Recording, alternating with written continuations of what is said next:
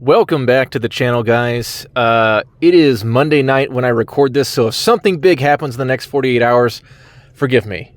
I'm a little behind. But I wanted to put a little more effort into this week's Friday video, so I'm recording this one a little early so that I can devote more time to prepping for that. But welcome back. Today we are talking about the news, and we're going to keep this theme of, I know there's been a lot going on in the United States over the last week or so, but that is more the focus of Friday's video. So today we're actually going to, hold on, let me move you just a little bit. There we go. Today we're actually going to cover, so last week we covered Venezuela. Today we're moving to another country, Iran. So pray for the people of Iran. It is getting real bad, real quick there. So if you haven't been paying attention, the nation of Iran is having a bit of a revolution at the moment. We didn't know, it wasn't more than, I want to say like 6 months ago, they had a bunch of protests going on, and kind of every time some people start coming out and having mass protests in the country, people start getting excited and thinking that this is it, this is the big one. Well, it would seem that that was wrong, and this may actually be the big one. So, never heard that before, right? But there's a couple reasons why people really think this one might actually be the big push to overthrow the Islamic regime and return Iran to some more, I guess, secular form of government. I don't know exactly what all they have in store. And keep in mind, this is not any kind of expert breakdown. This is not any kind of breaking news. I'm just a guy that knows a thing or two and just want to give you my take as a conservative Christian guy from the Midwest, and in other words, just an average Joe. So, but sometimes you need to hear the voice of the regular people. So I'm regular people, relatively. But I know it can seem like, well, why should I even care about this? We are literally at each other's throats here in the United States. Well, because Donald Trump appears to be a foreign policy wizard, and I mean that quite literally. The man, for everyone's criticism of him on maybe this or that domestic policy, the dude gets results, especially on the international stage. And we just witnessed an incredibly ballsy raid in Venezuela, and now President Trump has threatened Iran and told them that if they start killing their protesters, that the United States will have no choice but to get involved. And exactly what that looks like, that remains to be seen. Although military intervention definitely remains on the table. And judging by how violent things have gotten over the last few days, I think that it is becoming increasingly likely. So I know that makes people nervous, and understandably so. We have had some very bad experiences in the Middle East over the last 20 to 25 years. But Trump also has a track record of making the hits count when he does decide to hit. And he does follow through when he delivers his threats. So as of right now, it's hard to know anything for certain, as the Iranian regime has cracked down on the internet access. There are still a few people who know how to get information out of the country, and they are continuing to do that. And we are getting little clips here and there and little sound bites here and there. But the latest information is surely something that none of us will know until later. As of right now, it seems quite likely that thousands are already dead. And if you've been following the story, this all kicked off around the 28th of December, I believe it was, when the protests first started. And legacy media has been woefully undercovering the story. And I think the reason that is because it goes against their narrative. You see, because the Iranian regime is extremely hostile to the West, especially to the United States. So, and they also are not fans of Israel. As you may know, they call Israel the little Satan, but they call the United States the great Satan. Well, it would seem not everyone in Iran shares those feelings, and a lot of them are making those feelings made known quite loudly right now. but the overwhelming number of casualties do seem to be among the protesters right now. We're seeing the regime crack down by just firing into crowds with automatic weapons and rounding up who they at least believe to be some of the instigators, some of the leaders of these uprisings. And it seems that executions are already beginning or will be beginning soon. So it's getting very, very bad. And the time for President Trump to make a decision on what action to take and if we are going to take action is rapidly approaching. So he has announced, I saw just a little bit ago, that we are now going to slap an extra 25% on tariffs on any country that continues to do business with Iran in the midst of all this turmoil. So look for China and Russia to get hit with that kind of thing. I'm not sure who else. Iran, so the president already had put back into place a lot of harsh sanctions on Iran. During his first administration, if you didn't remember, he imposed heavy economic sanctions on them. He took us out of the nuclear deal, which was a controversial move, but he saw it as unfair and needed to be renegotiated. And he crippled them with sanctions, and they are quite salty about it and have been trying to seek favor in the international stage to try to have us pay them reparations to the tune of $1 trillion or more. That's hilarious. They're not going to be getting that, especially if what's about to happen is about to happen. But those sanctions largely were removed by the Biden administration. But within days of Trump resuming office in his second term, he reimposed them. So that's not to put all this in Trump's lap, because this has been a long time coming. It's been 47 years since the original revolution in 1979. If you guys didn't know, the United States and Iran used to be good buddies. As a matter of fact, they also liked Israel. All three of us used to work very well together back in the day, back in the old Cold War days.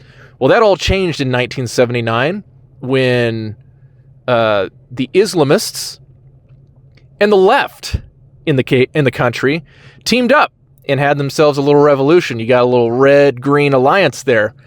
And they overthrew the monarchy, the Shah at the time, and set up a new regime. And now we have these clerical leaders, these extreme religious leaders known as Ayatollahs. And they pick one of those Ayatollahs to be the supreme leader, who is the real leader. So Iran usually has a president, but the real power is with the Ayatollahs. And they set up everything. And Iranians have been suffering for decades under that regime. They have, the full force of Sharia law. They have secret police running around and just looking for any excuse to swipe people up and carry them off to some kind of prison and do unspeakable things to them. I am by no means an expert. These are just a few things off the top of my head. But people have slowly gotten more and more fed up with it. But the legacy media has basically just been saying, oh yeah, that's because, hyperinflation and people are tired of economic woes in the country. And obviously that's going to play into it. But there's a lot more animosity going on than not being able to afford your sandwiches. So the people are clearly pissed about a lot more than just gas prices in Iran. So this is a situation that is continuing to develop. Let me check my notes here. Oh, after the revolution, though, it swung the other way. So we went from being good partners to outright enemies.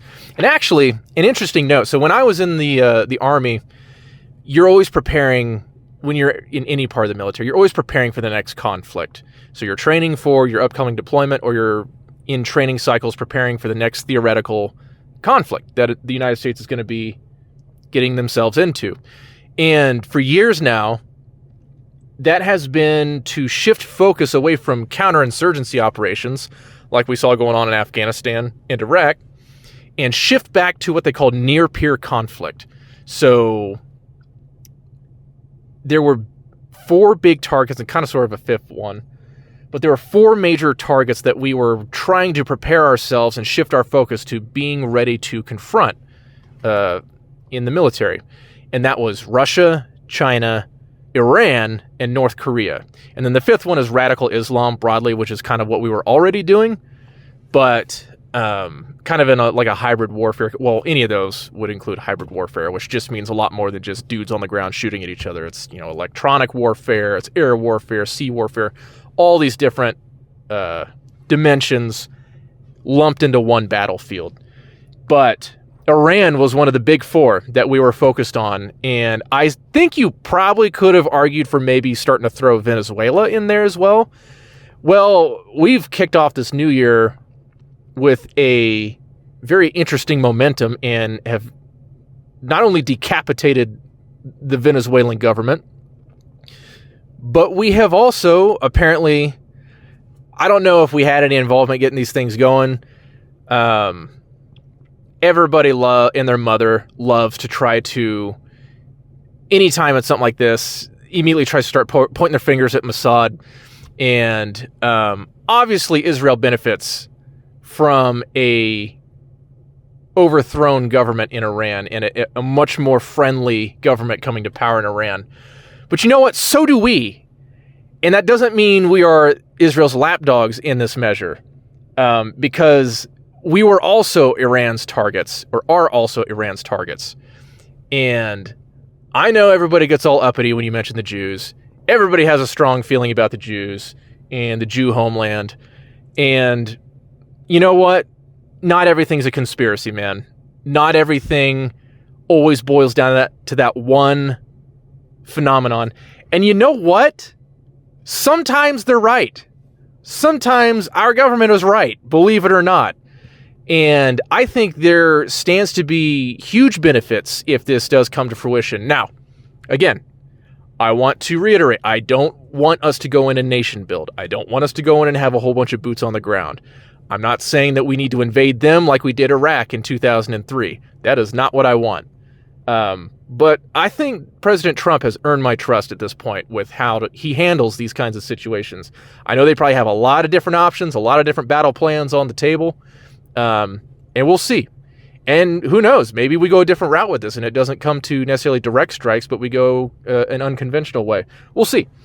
Let me turn the light on here. I know this has been really weird lighting this whole time.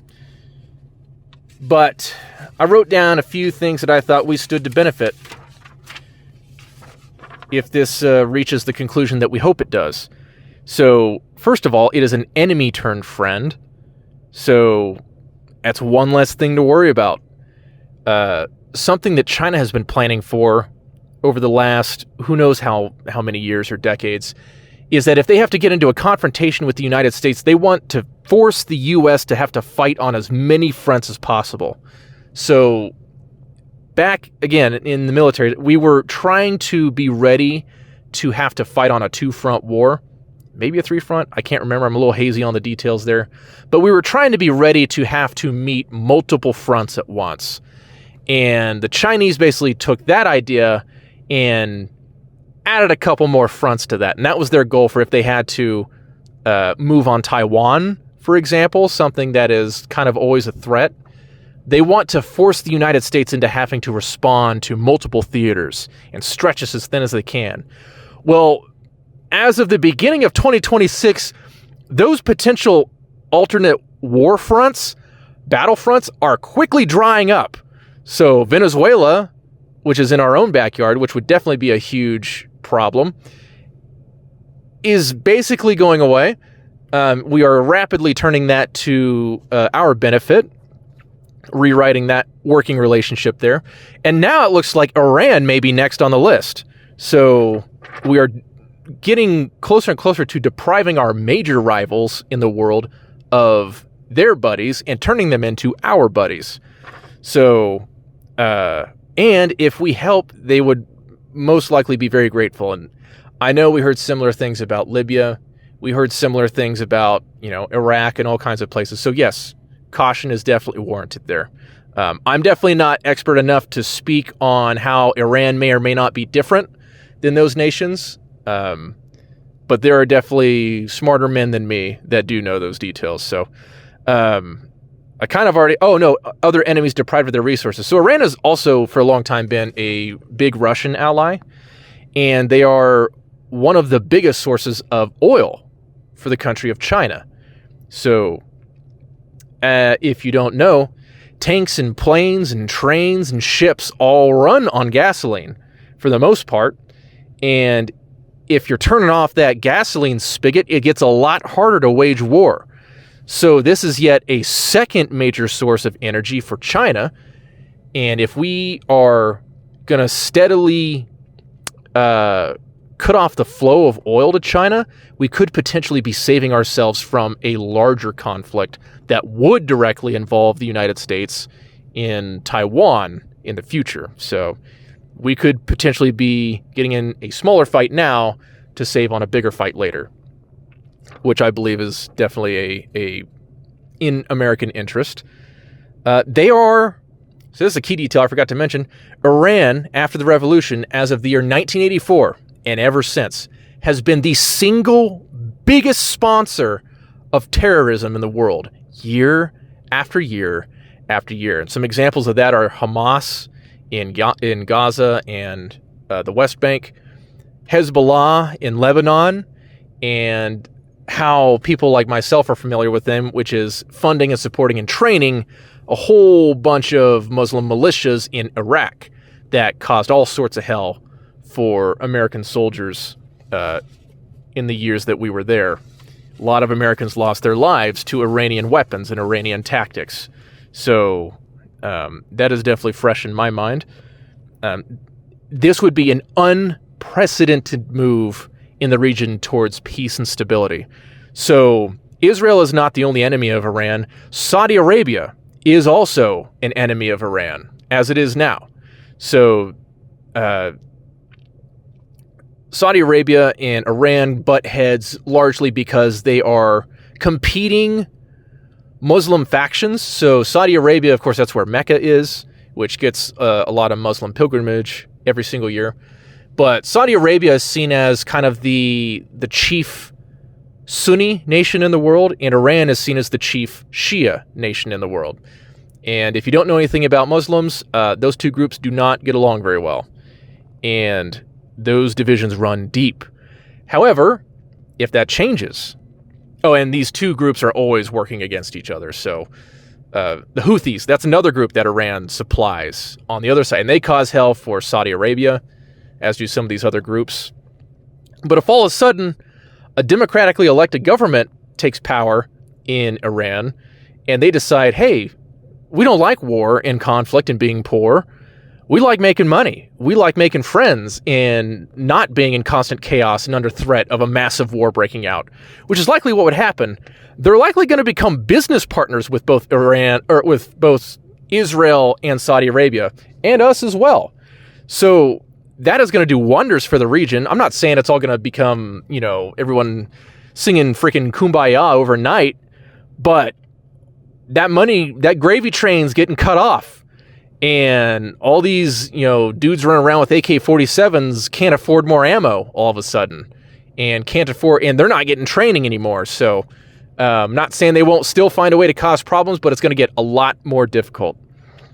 And then the last thing that we could stand to, and this is not an exhaustive list, as it never is, but this could stand to really boost American influence on the international stage. So we're at a time where we are pissing the Europeans off, and God bless the Trump administration for it.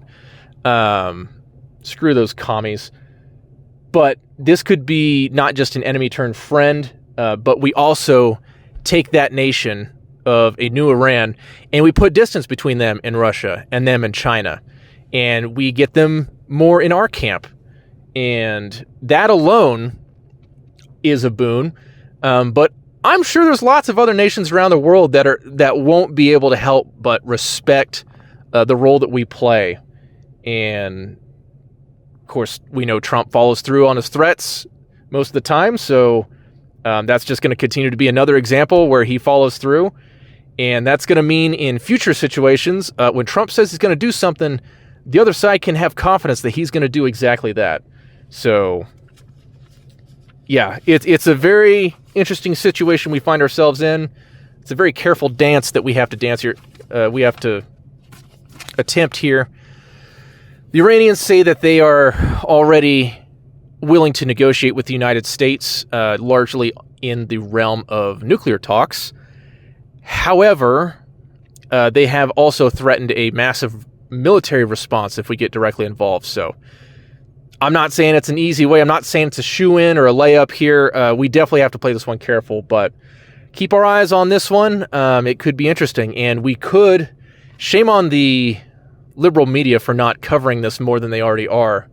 And that's the last detail I wanted to talk about. Why isn't the pro-Palestine crowd pro-Iran, as in the Iranian uprising? Well, that's because the current Islamic regime is an anti-Western, anti-US movement. So these uprisings actually fly right in the face of the leftist messaging, as we see in the United States, because they see all these different fronts intersecting. So they actually like the current Islamic regime. And that means their media arm, all the legacy media, also like the current Islamic regime, whether they would admit it or not. I'm not saying they're coming out and loudly being in favor of the Islamic regime, but they're definitely undercovering the story, which could quite literally be a Berlin Wall level story in our day and age. So this should be getting way more media coverage than it is. I think it is starting to get more coverage now, but they definitely have been slow on the roll. But I think Fox News, of all people, and I'm actually not a big fan. I may be very conservative, but I'm not a big fan of Fox News. I think they suck most of the time. But they have been trying to get more coverage of it, and I think it's starting to force CNN and BBC and some of these other groups to have to start to report on it as well. It's going to get to the point that it's too large of a story not to cover, but they are certainly trying to bury it. Especially as we're starting to see Iranians abroad, especially here in the United States, that are coming out and calling out the left for their lack of support and even for their opposition. You know, when we took down Maduro, what'd you get? You see all these friggin' socialists, these champagne socialists walking around telling actual Venezuelans how their views are illegitimate and how Maduro's actually a good guy and the United States should not have done what they did. Well, they're already starting in the early stages of doing that to Iranians who have suffered under this horrific terrorist regime in Iran. So the left just continues to dig their hole for themselves. And I'm here for it. So I'll keep an eye on this. We'll see if I talk about it again. Friday, I want to bring it back home and talk about things closer to home, what's going on, especially with all the fraud and more specifically with all the riots that have been breaking out now because of it. At least that they are trying to get going. I'm sure the cold weather's been uncooperative. Minneapolis seems to be the heart of leftist uprisings in this nation in the last few years. But this time it's not summer, it's winter. And so I'm sure people don't like being outdoors as much.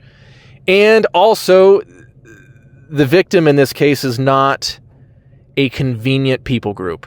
So they had George Floyd back in 2020, but Renee Good is a little less advantageous. So there have definitely been a lot more going on than people are trying to let on.